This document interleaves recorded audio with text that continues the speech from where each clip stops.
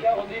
ए मंगू भाई, मैं तुम्हारे पीछे भागा आ रहा हूँ। तब मेरी चिट्ठी मिल गई थी तुम्हें? हमको चिट्ठी मिल दी तभी तो हम दिल्ली आन दी, लेकिन दिल्ली स्टेशन पे हमको पुलिस इंतजार करने नहीं देंदी, हमको डंडा दिखान दी। रूपचंद भाई, फिर भी हमारा मकान का क्या होंदी? कुछ होंदी? ममदू भाई, दिल्ली में मकान का तो बहुत ही मुश्किल है।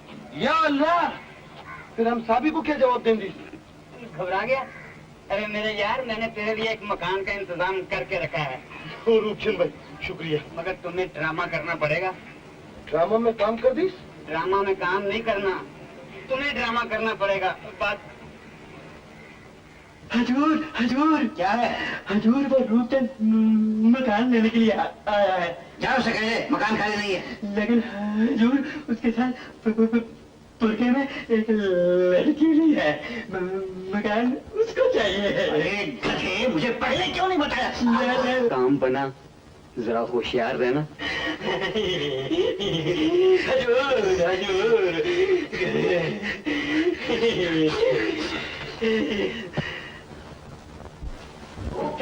तुम्हें कितनी बार कहा है कि यहाँ मकान खाली नहीं है, फिर तुम हर वक्त हमको तकलीफ देने के लिए यहाँ आते हो। यहाँ मकान खाली नहीं है। मुंशी जी, आप तो हमेशा गरीबों पे दया करते आए हैं।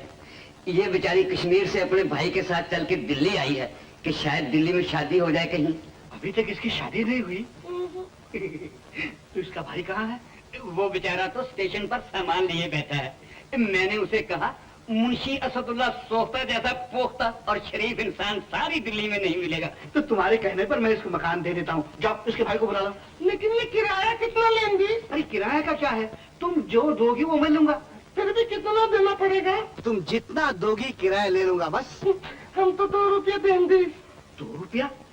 अरे 20 रुपए के मकान का 2 रुपया, इतना हमारा भाव किराती है? यह तो बहुत महंगा होंगे एजेंट जी, हम चलती। अच्छा अच्छा अच्छा। तो ये लो, 5 महीने का एडवांस रख लो। रसीद नहीं लेंगी? अरे रिसीट का क्या है, हमने जिंदगी में कभी किसी को रिसीट दी नहीं। हमने भी जिंदगी में किसी पे भरोसा नहीं करती। हमको रसीद नहीं देती तो हम ये वापस लेंगे। अच्छा अच्छा अच्छा बाबा, रिसीट भी देता हूँ। कलवा, अरे कलवा, हजूर रुका रुका रुका रुका हजूर, ना रुका दे। इसको रिसीट देनी है, कागज तुम चलाओ। रिसीट जिंदगी में पहली बार। एक खड़ा है। क्या नाम है भाईजान का? ममदू वल मुमताज अली। ममदू वल मुमताज अली। मेरा नाम अच्छा है। ये लो।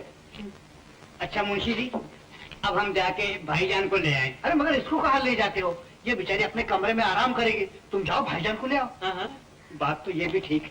आपा जी, आप आराम करिए, फिर मैं जाके भाईजान को ले आऊंगा और मैं आपको कमरे तक छोड़ आऊं।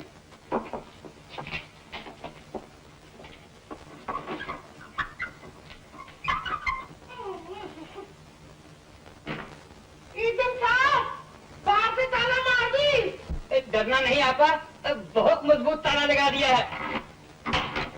अरे उसके भाई को लेके मैं आया ही समझो ना। हाँ जल्दी आना।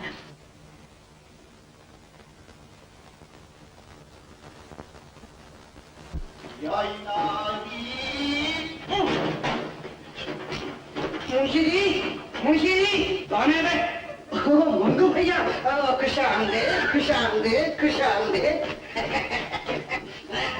एजेंट साहब, हमारा फरीदा बहन किधर होंगी? वो बेचारी तो ताले में बंद है। हैं?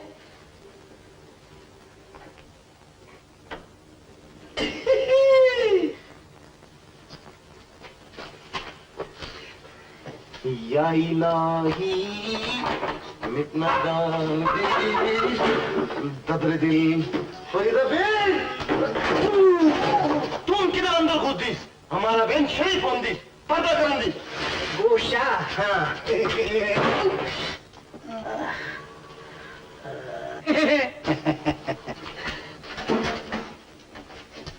ओ बेशर्म फरीदा की बच्ची, ये पीछे का खिड़की क्यों खुला रख दी? हमको माफ करो भाईजान, हम फिर कभी खिड़की नहीं खोली।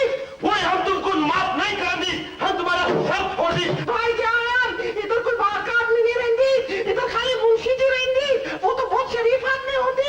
ओहो, आते ही मुंशी जी का तारीफ शुरू कर दी। तुमको कैसे मालूम मुंशी जी शरीफ आदमी होंगी? क्या तुम मुझसे बात कर दी? नहीं भाईजान,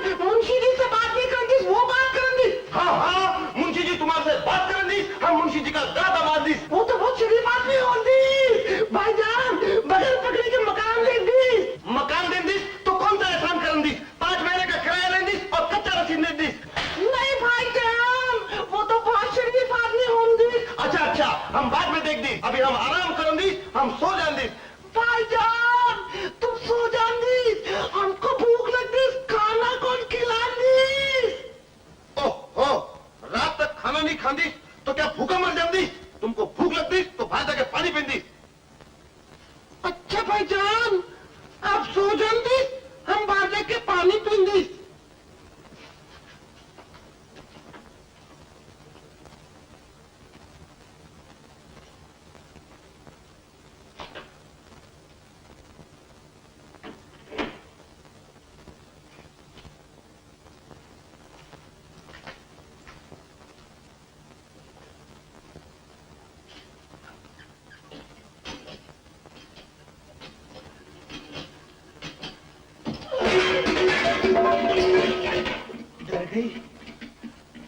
ये तुम क्या कर दी?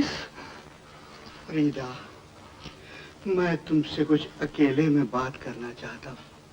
आज तक मेरी जिंदगी में मुझसे अकेले में कोई भी बात नहीं कर दी। फरीदा, तुम्हारा भाई बड़ा जालिम आदमी है। तुम भी तो बहुत जालिम आदमी होंगी। मगर मैंने क्या किया? 5 महीने का किराया लेंदी और रसीद भी कच्चा देंदी। फरीदा, अगर तुम मेरे साथ बगीचे में चलो तो मैं तुम्हें जुम्मा मस्जिद का कबाब खिलाऊंगा, वहां तुमको पक्की रसीद दूंगा, ये मकान तुम्हारे नाम पे कर दूंगा। भाईजान 2 दिन बाद बाहर जान दीस ना, तो हम तुम्हारे साथ बागीचे में घूमने आन दी। फरीदा, मेरी फरीदा, मेरी रूह, मेरी बनाई, मेरे दिल की शहनाई, मेरे मुंशी शोभा।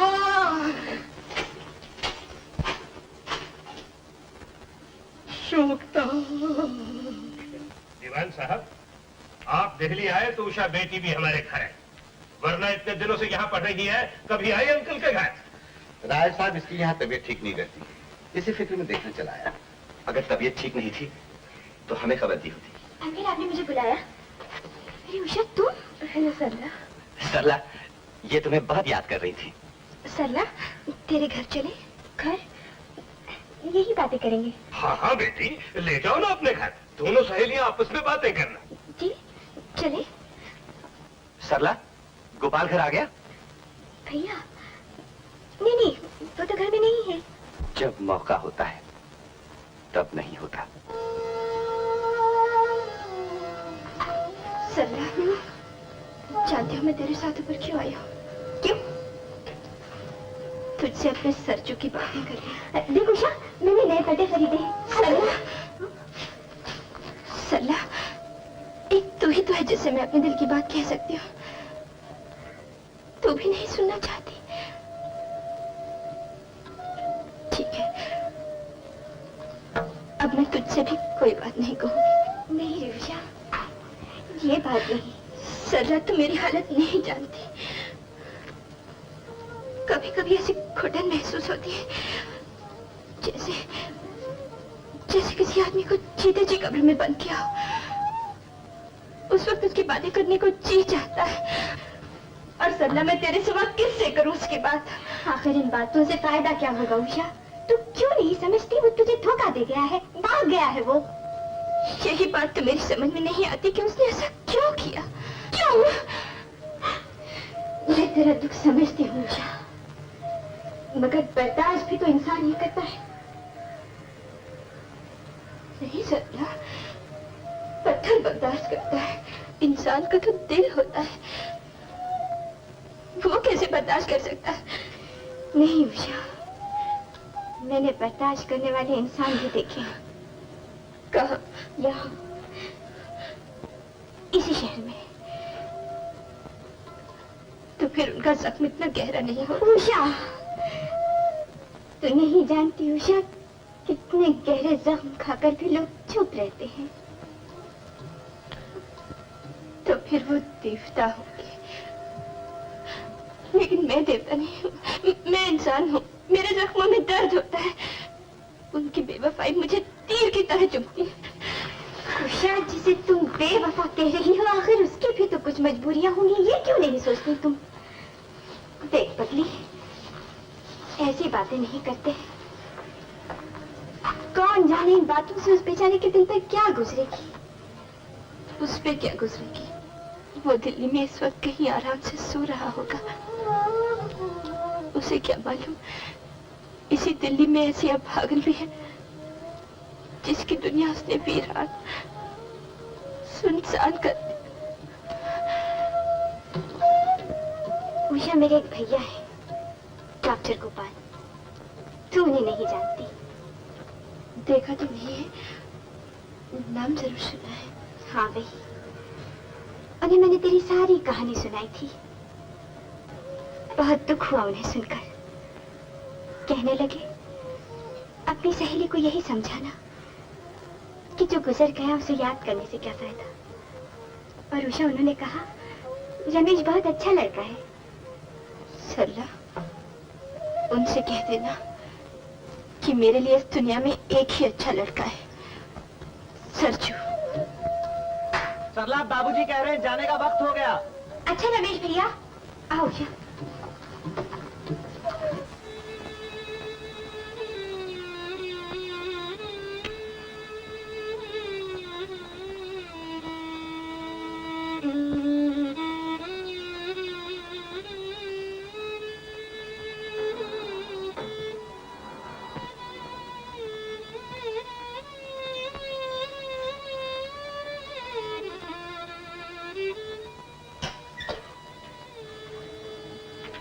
सुन लिया सब कुछ? हाँ। भैया, मुझे तो अब भी ऐसा लगता है अगर तुम मुझे सच सच बता दो ना तो उसका प्यार नहीं सलाह नहीं। तो आखिर इस उलझन का इलाज क्या होगा भैया? आज वो थोड़ी देर के लिए यहाँ आ गई थी तो तुम इस अंधेरे में छुपे बैठे रहे। कल अगर वो बहू बनकर सामने के घर में आ जाएगी भैया तो तुम कहाँ कहाँ छुपते फिरोगे। और अगर रमेश भैया मुझे पता चल जाएगा तो क्या होगा भैया? उसका इलाज भी मैंने सोच रखा है सरला। इसी हफ्ते में दिल्ली छोड़ के चला जाऊंगा। भैया?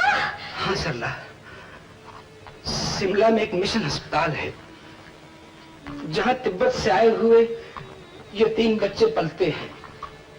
उन्हें एक डॉक्टर की जरूरत है। मैंने वहां दरखास्त दी थी, उन्होंने मंजूर कर ली है। बस सरला, वहां चला जाऊंगा।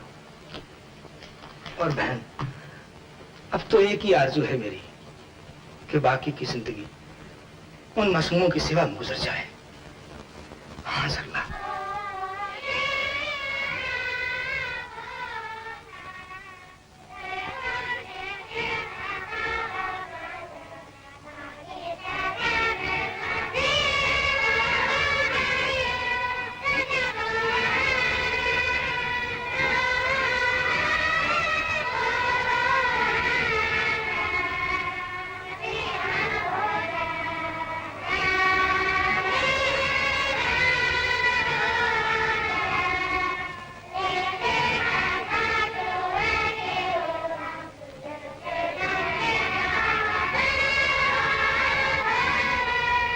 इन बच्चा लोग का माँ बाप नहीं। ये बच्चा लोग प्यार और लव का इतना भूखा है कि इनको कोई जरा भी लव करता है तो ये बस उसका पीछे मैड हो जाता है।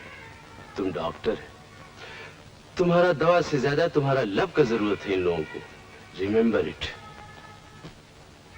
मिस्टर स्कॉट, भगवान ने मुझे बेइंतहा प्यार दिया है। बस मैं उसी को बांटने इन बच्चों के पास आया हूं। Very good. इन बच्चा लोग के लिए तुम्हारे जैसे डॉक्टर का जरूरत है। घीसला, इन बच्चा लोग को बोलो कि आज से तुम्हारा ये नया डॉक्टर है।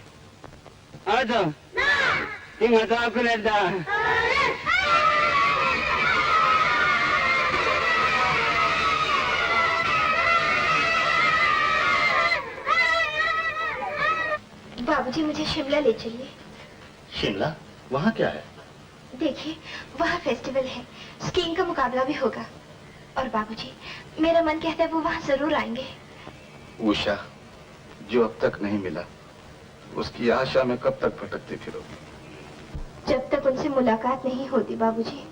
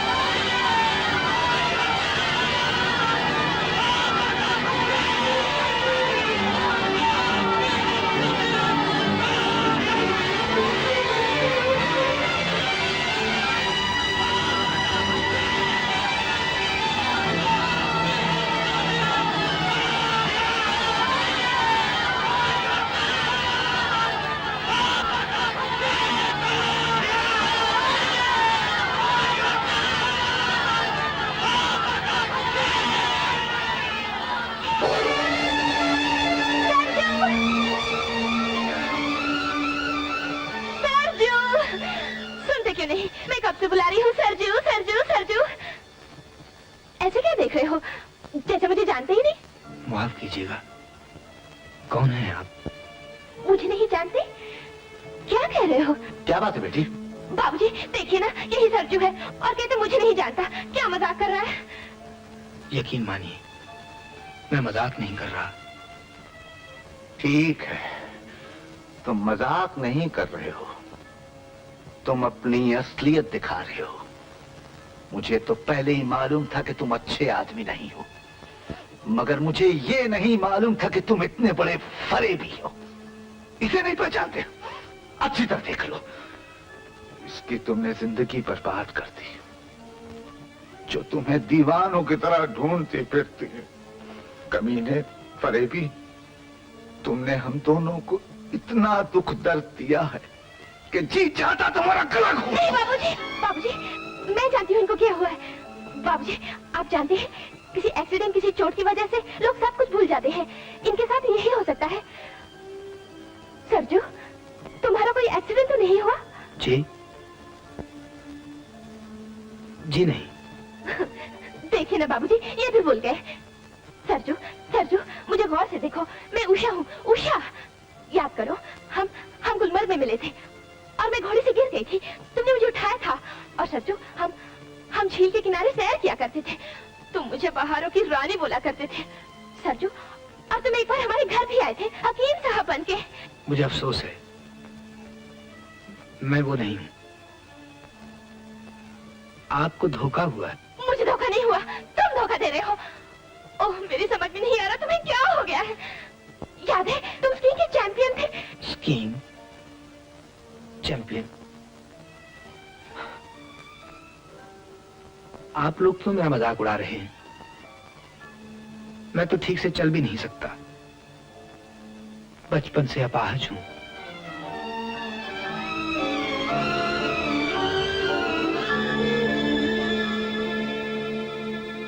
बेचारे को बड़ा दुख हुआ होगा। कभी कभी नजर भी क्या धोखा खा जाती है। नजर धोखा खा सकती है बाबूजी, पर आत्मा धोखा नहीं खा सकती। बाबूजी मैं कहती हूँ वही है, वही है। झूठ मूठ लगड़ेपन का बहाना करके हमें धोखा दे रहे हैं। बाबूजी, बाबूजी ने रोक लीजिए, बाबूजी रोक लीजिए, वही है। तुम्हें विश्वास है कि वो वही है? हाँ बाबूजी, पूरा विश्वास है। अगर ये सच है बेटी, तो अब उसे रोकने से क्या फायदा? जो ठोकर मार कर चला गया, उसे भीख मांगने से कुछ नहीं मिलेगा। उषा, कुछ नहीं मिलेगा। बाबूजी, उषा।